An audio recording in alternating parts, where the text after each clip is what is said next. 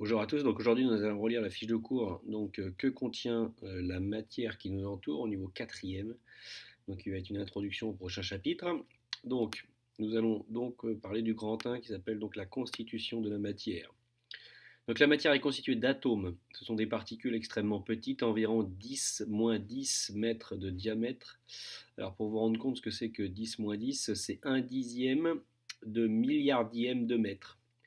Donc un dixième de milliardième de mètre. Donc vous imaginez, vous prenez un mètre, vous le coupez en un milliard, vous prenez un petit morceau. Ce petit morceau, vous le coupez en 10 et ça fait à peu près donc, la taille d'un atome en diamètre. Donc on modélise les atomes les plus courants donc, par des sphères de couleurs. Donc les couleurs associées, ce sont celles que l'on a vues donc, en travaux pratiques. Donc le carbone donc de symbole C donc, est associé ici donc, à une boule noire. L'hydrogène de symbole H est représenté lui par des sphères blanches. L'oxygène est représenté dans les modèles moléculaires donc par des sphères, des boules rouges avec le symbole O. Et enfin l'azote donc de symbole N est représenté donc elle par des boules plutôt bleues. Il existe donc une centaine d'atomes différents. Leurs noms, symboles et caractéristiques sont répertoriés donc dans la classification périodique des éléments qui est présente dans tous les manuels, donc à la fin généralement, de fin des manuels de scolaire. Alors, je ne vais pas y revenir dans ce chapitre-là, mais donc c'est un tableau périodique des éléments qui regroupe ici tous les atomes qui sont rangés donc en ligne et en colonne. Les propriétés de ça donc seront vues donc plus tard donc en troisième et au lycée. Donc, mais c'est pour vous montrer que ici dans ce tableau que vous trouvez dans tous vos manuels, donc on regroupe tous les atomes donc selon des propriétés bien particulières et selon un rangement surtout bien particulier. Ensuite, donc nous étions donc à donc la constitution donc les atomes. Ensuite, une molécule donc est un assemblage d'atomes. À chaque molécule est associée ce qu'on appelle une formule chimique. Elle indique le symbole des différents atomes qui la constituent et précise leur nombre. Donc concrètement, si vous prenez une mine de crayon qui est composée de carbone, donc le carbone est que C ici, pardon, donc ici vous avez C, donc ici il n'y a qu'un atome, C, il n'y a pas de numéro, il n'y a qu'un seul élément, il n'y a pas de H, donc ça c'est que un atome, du carbone. Si vous avez par exemple CO2, CO2, on vous dit ici que c'est la formule chimique du dioxyde de carbone. Alors CO2, ça veut dire qu'il y a, ici c'est bien expliqué donc, dans l'image, vous avez le symbole du carbone, C, le symbole de l'oxygène, O, donc ça veut dire que dans la molécule de dioxyde de carbone, il y a du carbone et de l'oxygène. Et ensuite, il y a des numéros qui sont indiqués dans cette formule chimique. Donc ici, par exemple, par défaut, ici, quand vous voyez rien, ça veut dire que c'est 1 par défaut. Donc ici, ça veut dire que dans la molécule de dioxyde de carbone, il y a un atome de carbone et deux atomes d'oxygène. Il faut bien faire attention que le numéro qui est indiqué ici en indice en bas fait référence donc à l'atome qu'il y a juste avant. Donc ici CO2, 1C, 2O. Donc il y a plusieurs atomes. Donc c'est un assemblage donc d'atomes. Donc CO2 est une molécule. Ensuite, un autre exemple. Si vous avez une molécule que vous connaissez tous, donc qui est l'eau. Donc vous avez une molécule que vous connaissez, vous avez déjà vu la formule H2O. Donc dans l'eau, il y a donc de l'hydrogène H et de l'oxygène O. Donc c'est pour ça qu'il y a le symbole ici donc de l'hydrogène et le symbole de l'oxygène. Au niveau de la composition plus précise, on voit qu'ici le 2 fait référence au H, puisqu'il fait référence donc au symbole avant. Et ici il y en a deux. Donc ça veut dire que dans la molécule d'eau, il y a deux atomes d'hydrogène.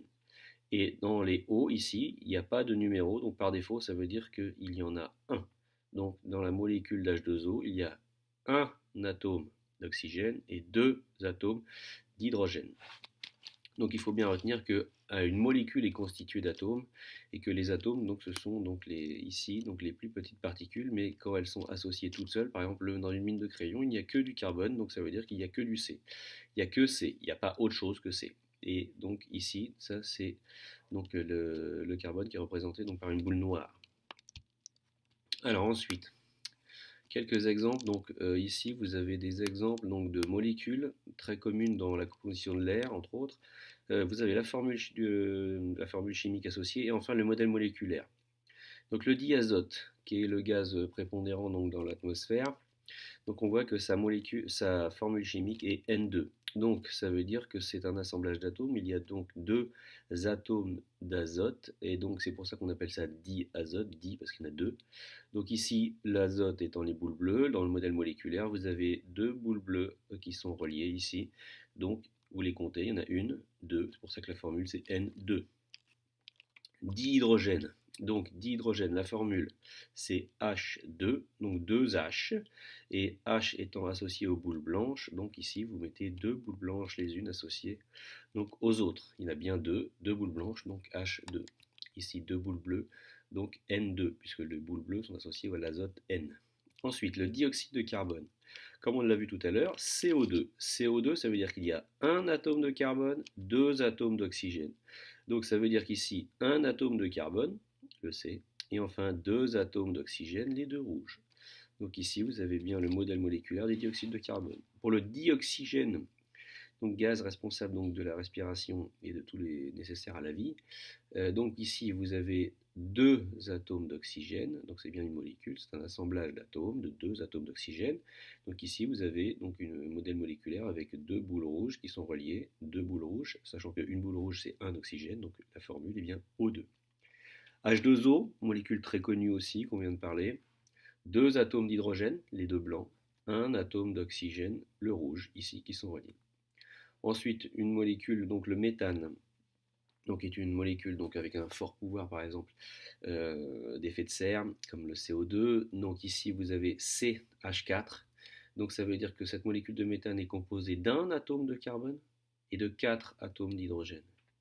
Donc ici l'atome de carbone est au centre, noir, et vous avez les 4 atomes d'hydrogène ici donc à chaque extrémité donc de ce qu'on appelle en mathématiques un tétraèdre. Vous en avez, si on les compte, 1, 2, 3, 4. C'est pour ça qu'ici on a mis 4 pour H et un seul C, donc CH4. Donc voilà le lien en fait ici donc, entre les molécules, les formules et les modèles moléculaires. Donc ensuite on arrive à la composition de l'atmosphère. Donc l'air est un mélange, donc dont les deux principaux gaz sont le diazote N2 et le dioxygène donc O2 à 20%. Donc retenez à peu près les proportions, 80-20. Alors bien sûr, il y a d'autres gaz comme du dioxyde de carbone, hein, puisque nous respirons, il y a aussi des gaz rares. Donc, mais au niveau des proportions, les deux gaz principaux donc sont le diazote, 80%, et 20% de dioxygène. Le dioxygène est un gaz nécessaire à la respiration des êtres vivants et aux combustions, comme on le verra donc, dans le prochain chapitre. Ensuite, quelques tests introductifs donc, pour le prochain chapitre. Le test au dioxyde de carbone. Donc si on veut tester la présence de dioxyde de carbone, donc on prend donc de l'eau de chaud qu'on met donc dans deux tubes à essai, donc un qui est le tube témoin. Dans le tube test, vous faites arriver donc via soit un tuyau en plastique, soit un tuyau en verre, une arrivée de gaz. Donc si le gaz arrive ici et que l'eau de chaud se trouble, dans ce cas-là, on met en évidence donc la présence de dioxyde de carbone. Donc si le gaz est du dioxyde de carbone, dans ce cas, l'eau de chaud se trouble. Si vous envoyez un gaz dans de l'eau de chaud et que l'eau de chaud ne se trouble pas, ça veut dire que ce gaz n'est pas du dioxyde de carbone. Ensuite, donc le dioxygène. Donc le test au dioxygène, donc il faut, pour mettre en évidence donc, la présence de dioxygène, vous mettez donc le gaz que vous voulez tester ici dans un tube à essai que vous avez préalablement fermé. Vous allumez une allumette, vous l'éteignez, donc elle va être incandescente avec le bout rouge. Donc ensuite, vous soulevez donc votre main du tube à essai, et si quand vous enlevez votre main ou quand vous mettez l'allumette dans le tube à essai, elle se réenflamme ou elle s'enflamme à nouveau, cela voudra dire que le gaz présent était bien du dioxygène. Donc si le gaz testé est du dioxygène, alors une flamme apparaît. Donc c'est pour ça que le dioxygène est entre autres nécessaire dans les combustions. Ensuite, le test donc du dihydrogène. Donc cette fois-ci, si vous avez une réaction qui produit du dihydrogène, donc par exemple ici du fer où on met donc de l'acide chlorhydrique, donc il va se dégager du dihydrogène pour tester la présence de dihydrogène. Donc ce qu'il faut faire, c'est allumer, donc c'est approcher donc une flamme, une allumette avec une flamme, au niveau de la source de production donc, de dihydrogène, et là on doit entendre une détonation assez caractéristique de ce gaz. Donc dans ce cas-là, si le gaz cessé c'est pas du dihydrogène, je me suis trompé, c'est du dihydrogène, donc dans ce cas-là, on entend une détonation. Voilà, donc j'espère que ce test, les relectures de cette fiche de cours vous sera utile.